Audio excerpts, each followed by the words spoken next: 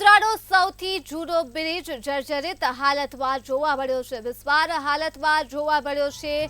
વડોદરાનો સૌથી જૂનો બ્રિજ પંડ્યા બ્રિજના રેલવેના બ્રિજ બીમમાં તિરાડો જોવા મળી છે। તિરાડો પડી ચૂકી છે। વડોદરાના સૌથી જૂના બ્રિજમાં બીમના નીચેના ભાગમાં સિમેન્ટના પોપડા પણ ઉખડી ગયા છે અને તિરાડોને કેમિકલ લગાવીને પૂરવાનું કામ કરવામાં આવ્યું છે। આ વિગતો મળી રહી છે વડોદરાથી, જ્યાં વડોદરાની સૌથી જૂનો બ્રિજ એટલે કે પંડ્યા બ્રિજના રેલવેના બ્રિજ બીમમાં તિરાડો પડી ચૂકી છે, જેના દ્રશ્યો સામે આવી રહ્યા છે અને આ તિરાડોને કેમિકલ લગાવીને પૂરવાનું કામ કરવામાં આવ્યું છે।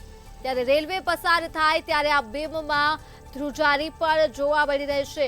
ખૂબ જ ગંભીર બાબત છે। બ્રિજમાં તિરાડો પડી ગઈ છે અને રેલવે પસાર થાય ત્યારે બીમમાં ધ્રુજારી પણ જોવા મળી છે, જેથી મોટો અકસ્માત થવાની પણ અહીં શક્યતાઓ જોવા મળી રહી છે। લગભગ 55 વર્ષ જૂનો શાસ્ત્રી બ્રિજ આપ જોઈ રહ્યા છો।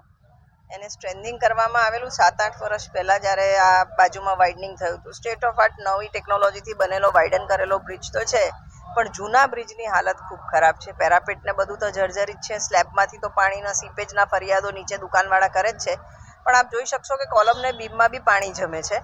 અમુક જગ્યાએ બીમ છે ફૂલી બી ગયેલા છે। જૂનું સ્ટ્રેન્થનિંગ જે કરેલું છે એ વાતને બી ખાસા વર્ષ થયા, તો અમારી ડિમાન્ડ છે કે તાત્કાલિક એનું સ્ટ્રક્ચર સ્ટેબિલિટી રિપોર્ટ કઢાવવામાં આવે।